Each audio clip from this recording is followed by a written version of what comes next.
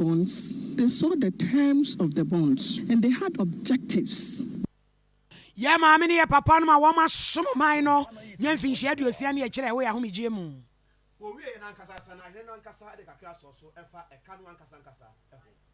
Government over the past several months aggressively pursued revenue enhancement and expenditure rationalization measures towards facilitating macroeconomic stability. 3, the Ministry of Finance worked assiduously with all stakeholders to reach a staff-level agreement on the IMF program in record time. The Ministry of Finance and Bank of Ghana worked assiduously with all stakeholders to reach a staff-level agreement on the IMF program in record time. The IMF program is broadly aimed at assisting government to restore macroeconomic stability with a strong focus on protecting the most vulnerable in our society. Ladies and gentlemen, undergirding the budget and the SLA was a domestic debt exchange program. Our strategy has been to work diligently and with urgency to restore macroeconomic stability, including bringing down inflation and stabilizing the city. These are necessary measures to protect businesses and restore the purchasing power of Ghanaians within the shortest possible time.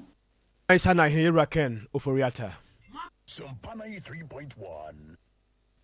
Photosenso for say one China and Kasa. Now woman do media Paris crop no anya one ya maya, woman ba mesia. Woman we pa na woman rameboy, yes, adia baby akotoko, ekeka kronom, eya hu pa, ora Christian Lendner, waba woman yimu ensra hwe mampenin chamba nkasiem eno de asem tu won manim say baby o my Ghana ye gina no ye tutum nika fem sa confirm de ho akofem IMF na nhye no waka to ne bro ne awie wo se anamone akukuduro ba ko edi kan wa ye ho adwuma na no kura na nya bete se de o ma ne nyina fikire ye ni ti se huna petu a yebu ahwe ya edi na kire no wogusu a wokasa brebre si ebeje atumum enu nti wo sre so o nyina meboa na sa hye ye entumi nya kama mampanyini na nado dankwa akufu ado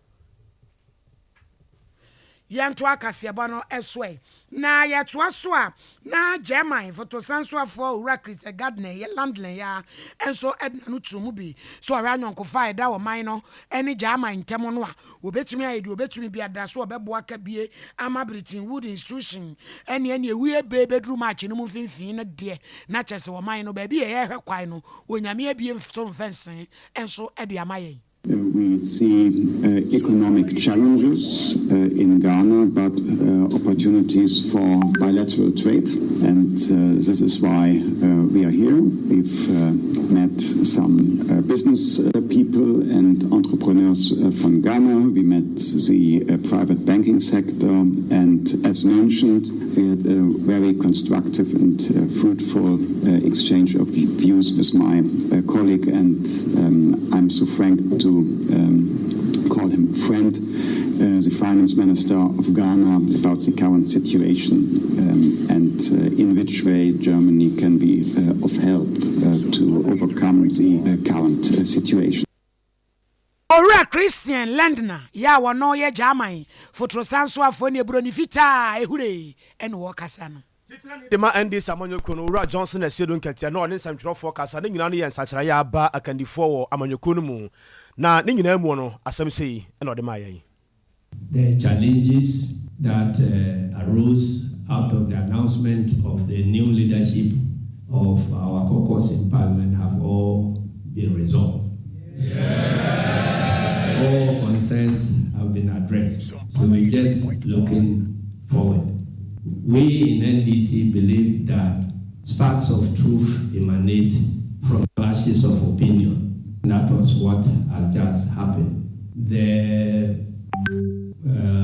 challenges that we've gone through in the past few days have produced very beneficial results. He explained that the party will fashion out modalities for decisions on how the caucus in Parliament is to be run. The framework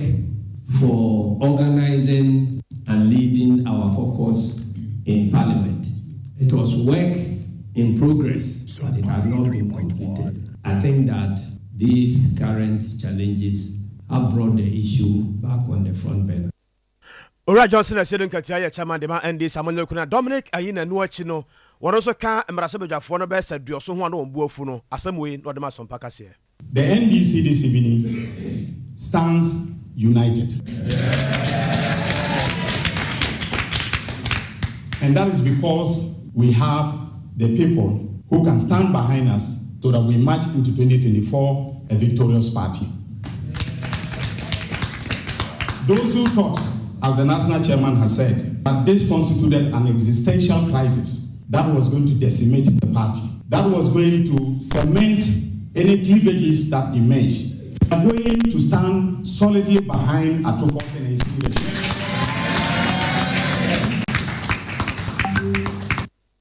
Yakuya nimu wansa from. Yakuya nimu ano rajon se kwakwadu ya mrashebe jani marisho ya hafano Southwest. Asante mantemu wati community simieno eno mana huwade nieba tano sabredie wanam rural electrification project no swadi wamuswa kwa urem. Wamani kunsu kampu. Womanyankanea ena fe kumewu eno so ebe kunso ahafo ano Southwest emensini no emu ne ese ne akwahwai ehirei ya kire se ne kanea kora no ya soso wo mo ekopia gese obi a so eni age na wati we be kan ho dia na se communities makoma ko edu nwoche ena womanya enkanea yi wo bra obo dwatrada no mna se bedwani da onyankropo twedi ampoase so abo contractors yi ho ban boni bia nsie na wo metumi awie adwumadie no asedari bi nkoma mampagni na adodan kwa kufado ene ne mensin krachia wo mo kabo mu ma adwuman yawie menimie se omano eni adakwan ache ohwe kwan ache senko benya kane yin nanso osenkafo ne ka se bibia wo ne bre a wasa to ho wasase so ene dai ene nyankopon ebie kwan ama yapao eye kunsu camp ene dotiem kumawu enkane a yapa ho ntoma enkro na aka no enkere se wo mo so ye ma mo nkane ne bi sese ye ka se eguso ye di dwuma denden di tu anamo denden ne se ebenya transformer e de abre odo yefefo enya transformer de bre odo yefefo a na etimi aboa ya me etimi aso ho so de no so ede aka ho sana eye jakuntabu so nyame adoma enim se enkosi na watwe se ne so ne aso jakuntabu so de ede amom afi ufri ha obekọ enkuru aka wo yanim ate se pinotrim siben kwanta nsu dotiem omo nyina so ehwe kwan se omo so ye beso omo nka ne ade ama wo mo ye ka se ukodotiem a ya waye kuro na ye bibia awie ba ye ntimi nso dotiem so na ye nya siben kwanta so tie se ehwe se ye be wo ye siben kwanta nyina so awie ye tima so ho so mienu abom na wawie ye na DC ono so afano Southwest no owura Joseph Mpobonsu ono so de aseda ma mrache bedwani ene mampanyini wadwumaso a wono maye ne mo a waboa emenne na de hye yakosomo nkane a ehirei wo ke baye mesimu hanu a ba bia assets kasem na ko fa kra mo data so mu ka sabe ke bia ko ni na ko banya mo nkane tana wata fa wa ko ba se bi wo ba fi honu mo kasi honu ma mo so ko pesika ba no ba pe no aba timse nyame adoma no ma ba kura aka na munya bia no obi na so be de benya bi dibenya mo so ye bompa ya de bompa ma o mampani yana boafo se de beya o so betwe Jessica boa ma dibenya de dinya o dibenya de dinya so tena ko so kama ma e dina de ya ye be bia nkani amamu se de na honorable eka no bo no ma twom di meters obo meters bi no so antre entre mu di tu fisa udi eni list no mu a o mo de se obefa kwa bi na udi aba mo fisa on monyafo Joseph Frempong Bonsu Kudus Mohammed Kasadema NP on some drop for the common watching mu say oye for gold na bedru no e yabotoye mo ne gisem fango bo no e beba form press release so that it would inform the discussion around the whole program. The basic medium of exchange for the supply of fuel is gold, but there was exception in the event that the supplier is not willing to take the gold in this form. The Bank of Ghana is allowed to get a broker who will take the gold and convert it into cash for the supplier. In whichever way you would want to look at it, still the gold. And yet to say Bank of Ghana and for gold, then they've come to take the dollar from their vault to go and buy the product. No, it is still the dollar. You either as a supplier has the option to take it or to ask it to be converted into. And dollar the gold is a store of value on the price, and it is easier to know the amount of gold to really be converted into a particular cash for the supply of a quantity of the product. Kudus Mohammed Kasadema NPA Bamba so afọ abedi echo no nyamfo Kofi Amankwa menu en wose aban no wayere kokko paase de ekoso oboko nkyera ka kire ne atubra man a ye de buru ye hukum nipa no obedi obetum bia da emasumje nso afantoma pefrenti ene Regional Security Council no wo mkohie mu ana National Investigation Bureau Ghana Armed Forces no ma prosi adwuma ko ni nyina daka ho bi ya wo mhya ko ewe nipa bonfo a wo mhye mpepere no mu a wo mutu ade hye no ani no na wo se wo bekoso a aboban achire nsraban kopem sa asumdwa a wo mo pe wo mo nsabeka no nyamfo Kofi Amankwa menu se aban no so wo mafode emwa manipa e wo boko sa wo hawo nyina etuo entwa Asabwa ebaye ewo bokono sabe yebehwa security agencies nyina akabo a omo eye adwuma ewo bokopa enti police forward omo ye intelligence officers forward omo ye na sabe asrafo nso ewo adwuma omo so edi asrafo no ntimi free bokopa ento kase ebia ye kwa akoye adwuma chise ebia intelligence no ekyerese oso omo ekọ aha no kokoye adwuma so no kobi enti ekoba se to bi ekoso in fact omo ko 1 2 3 to ne bana so omo kwa omo ho hwe e bana omo kwa omo ho hwe enti omo ko ba bia ye friend wa ye Sabongari the areas no ebi omo kwa no omo ko hu se a member bi e black t-shirt omo hwe hood se be poto kase masa ya kata omo anim ene ade ekuta tu enti ma sojafo no ene omo etentam ye omo no omo tentam ye no ana omo timinya mu enipa ensi na enipa ensi ano ana ebi edwane ye ebi dwane ye no omo dwane no na cheso omo mawu no omo age omo tu omo ntimi edwane anko akire nso sebe poto kase beka se they took refuge or cover ewo sebe empatomo wa mad house enti sojafo no eko omo ko e na cheso ba ko omo de wa tesekan ode ebe atake soja ba ko omo so sojafo no ene omo etentam ye eba omo nyame na ba ko de emise area mu wa na dabro kofu dua bi ekota dua no eso ana sebe sojafo no eche no omo che no so omo de ma police omo so a sebe omo free mu sojafo no omo tentam ye omo premier do omo mu akwa the hospital na mesre se sojafo no enkan obia na enso a crime is a crime. Crime is a crime wo bamba so afọ abedi akire no Babiani Old Town Assembly member Zakaria wano na wane Sompa kase yedi nkomo na yebusa ne se asrafo begu ho no emu asem yepese yete ase ye panti to boss ne kire mu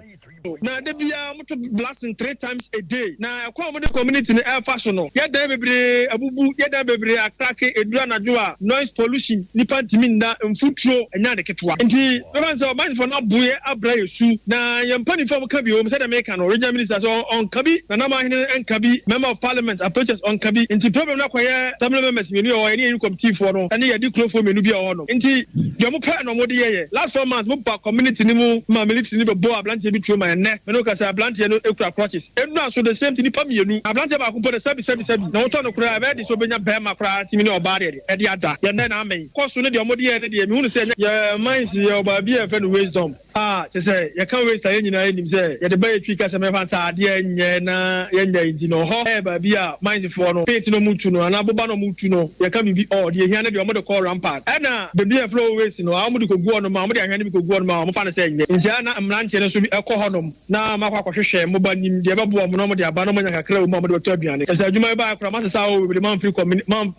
community no je no ana omokọ honom mo ko nya bi no mo de ba no na be soldiers for no so omo mprema omo mfamba mo ya di na boys ni free ho e ba fie me se school ba ko bi ben faith no honom de soldiers for no ba ye honom no honom be bo sa ambulance bi chu ntine de si nya ne se eno boys ni bi ekọ wisdom no akọpa boba no motogu na nya no bi ade aba fie abanyam so nya bibi ati media ka mo ye no obusuafo ena ko fa nya so for no so mo mpene ma ye several meetings anya meeting ahodo na ma hene ma nya ne ntia che ono aba tro letter de ma EPA ene mineral commission na mo ba support adwuma no almost 4 months ni yantehwe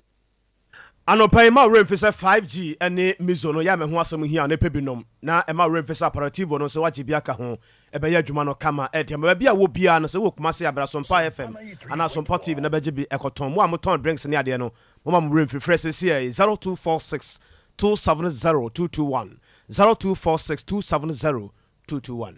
Kasiano asi akoso Somo Elizabeth wɔno na bɛtrɛ fidie na ɛkyɛ asante ɛbɔ Benedict na kasa ne sɛmu for penny a ɔno so wɔ fie a wɔyɛ adwumadie no ho adwuma ma yɛn no anadwo ansa na wɔkɔda emfidida mu fo nso abɔ adwuma yɛ sɔre ama man yɛ wɔde bo akyɛ asata se de adeɛ kyɛ bia dwumadie no abrɛmo ɔhene ni amakrancha da of mami premier ni mene nana kwabra kɛse ada asɛ mo akyɛ no pɛi ojai mafuya meya this is hepatitis me to ase me siremu ase why bi na ekiki me emu ya meya sciatica any bone fracture no you do power specialist herbal hospital Dr. Kosua Dua ya betrete sciatica entimi any bone fracture no mpemu yare power specialist herbal hospital ebe hwe me wahu entemu kura one mas yare ba konso ane saye omombre pa hepatitis B, stroke, diabetes, akomam yare ahoro, typhoid, awo, dunso mu yare. Ni nyina power specialist herbal hospital. Koko, wade abef mfidie be hwehwe mu yiye. Ansa na wade mu nduro na nanam no akam.